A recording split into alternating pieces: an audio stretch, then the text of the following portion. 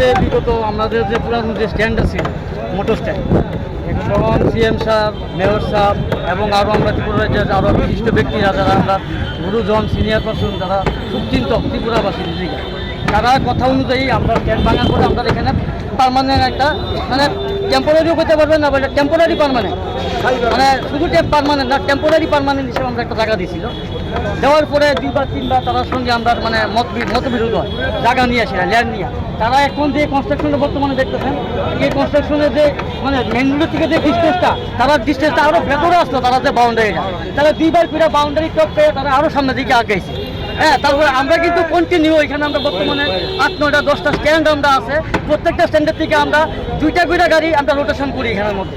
তারপর অনেক সময় দেখা যায় নানান রকম ঝামেলা বা জ্যামে জুমের কারণে ম্যাডামরা একটু দেখে আমরা অসুবিধা করে, আমরা যথেষ্ট চেষ্টা করি 100 এবার তাদের সম্মান দিয়ে আমরা ওই অবৈধ ট্রাফিক রুলস আমরাও করে ছেড়ে আমরা গাড়ি যাতে চালাই, আমরা রুট পারমিটের গাড়ি।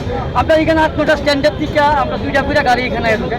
তারা নাকি আজকে পুনরায় নতুন আবদার করতেছে যে আমরা তারা যে মেন গেটটা, এই গেটটা এখানে আঁকবো, এই যে মেন রুট আমরা যে রাস্তাতে NH 44 যে রাস্তাটা, এই রাস্তার মেন রুটের সামনে তারা এখানে গেটটা করবো। আমি যেখানে দাঁড়াই দেখাইতেছি এখানে গেটটা করতে চাইতেছে। এখানে তারা যদি গেট করে এখানে 8টা 9টা স্ট্যান্ডের গাড়ি 2টা করে বা 1টা করে গাড়িও যদি এখানে থাকে, তো গাড়ি তো অলরেডি মেন রুটে করবো। মেন রুটে আইলে প্রশাসন তরফ থেকে আমরা ডিস্টার্ব করবো, তারা গাড়ি ফাইন করবো। তো আমরা দাদা এইভাবে সব কিছু গাড়ি পেপার একটা টেম্পু চলে কয় টাকা রুজি করি আজকে বর্তমানে? গ্যাসের কেজি 81 টাকা সামথিং, প্রায় 80 টাকা 53 পয়সা গ্যাসের কেজি। একদিন যদি গাড়ির কাগজ কোনো কারণে ল্যাপস, যদি ট্রাফিকের হাতে পড়ি, স্পট ফাইন আছে বিশাল টাকা।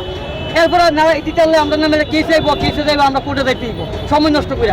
তো আমরা কি মানে ত্রিপুরা রাজ্যে জন্মগ্রহণ করে কি পাপ করছি? আমরা একটা রাস্তা বাচ্চা নিছি, এখানে মোটামুটি ম্যাক্সিমামে এডুকেটেড ছেলেরা আছে, ন্যূনতম মাধ্যমিক পাশের নিচে কোনো ড্রাইভার নাই, সবাই শিক্ষিত হই। হালের কারণে পরিবেশের কারণে বাধ্য হয়েছি আমরা আজকে এভাবে সবার সাথে আমরা নানা রকমের ল্যাঙ্গুয়েজ ইউজ করতে হয়। কিছু করার নাই, কারণ আগে তো পরিবার বাঁচাই দিব।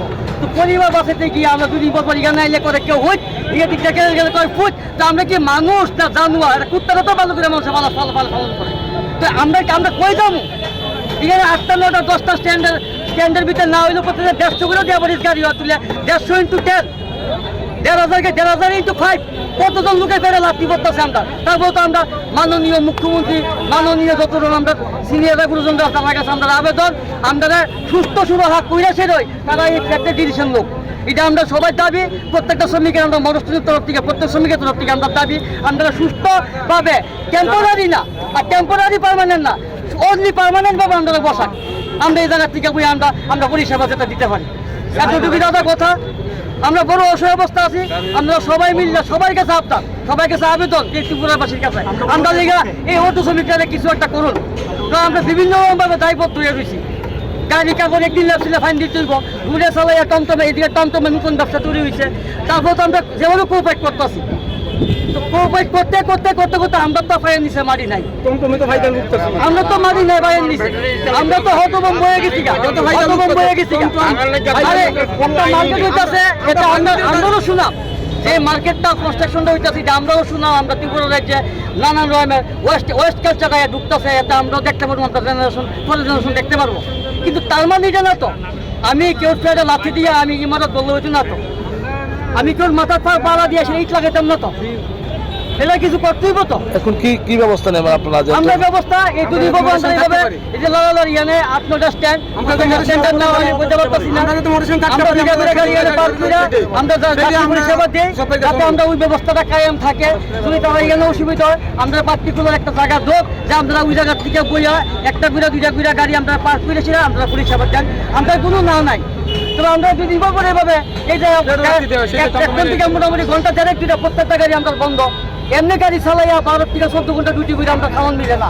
এরপরে যদি 1.5-2 ঘন্টা বন্ধ থাকে, এবার চারিদিকে রুটের কাজ আরম্ভ হয়েছে। এই বিষয়টা নিয়ে আপনারা মেয়রের সাথে আমরা কিছু প্রতিনিধি গেছে, এক্ষণে তারা আমরা কয়ে গেছে, আশা দিয়ে গেছে যে তারা আওয়ার পরে তারা কি সিদ্ধান্ত নিচ্ছে। আর আমরা এই সিদ্ধান্ত এবং মুখিক কোনো সিদ্ধান্ত আমরা মানতাম না। যারা আইব এবং যারা উইটনেস থাকবে এখানে সবার সামনে একটা লিখিত আমরা একটা রেজিস্ট্রেশন লাগবে। তাদের সাথে মিউচিল করার পরে কিন্তু তারা ব্যারিকেডটা দেওয়া হয়েছে। তারা বলছে তোমরা থাকো, আমরা সহযোগিতা, আমরা পুরো সহযোগিতা করতেছি তার জন্য। এর জন্য শ্রমিকরা এতটা শ্রমিকরা অন্য নষ্ট করলে আমি মনে করি না। তার সরকার তো বহু কষ্ট করবে, তো আনছি আমরা পরিশ্রম দিচ্ছি। ফ্রিজে আমরা লাড়ি বান্ধা হয়েছে, লাড়ি বান্ধা হয়েছে। এই বামফ্রন্ট সরকার হারাইতে গিয়েছিল, বামফ্রন্ট সরকার হারাইতে গিয়ে ফ্রিজে লাঠি নিয়েছে, লাঠি নিয়েছে। তারপরে এই জায়গাটা সরকার চেঞ্জ করছে, আমাদের যারা হারাইছে এই বামফ্রন্ট সরকারে তারা আনছে আমরা থাকার লাগিয়া। এর মধ্যে তারা আমরা ফাইলে দেয়, আমরাও মাথা আছে, ব্রেন আছে, ওটু সালে দিকে আমরা কিন্তু মাথাতে তা নাই, কিন্তু আমরা মাথা আছে, আমরা অনেক কিছু করতে পারি। আমরা চাই সুস্থভাবে সবাই চলুক, আমরা বাঁচি, সরকার দীর্ঘস্থায়ী হোক। এই সরকার লাইফের লেগে আমরা আছি লাইফের লেগে সরকার আমরা না হন।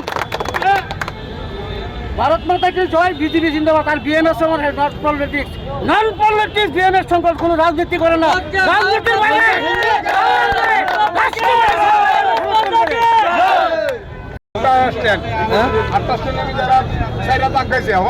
ওই রাস্তার বিজয়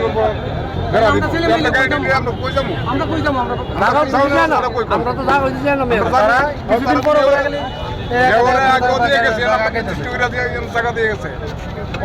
রাস্তা রাস্তা দিলাম না গাড়ি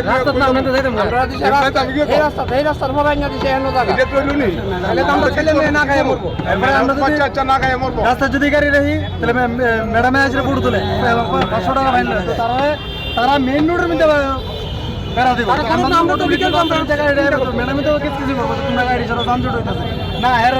এরা আমরা লগে কম্প্রোমাইজ করতে রাজি না, এরা জায়গা গেট দিব। তো আমরা তো কোনো আমরা তো মেয়র সাহেব আমরা লাগে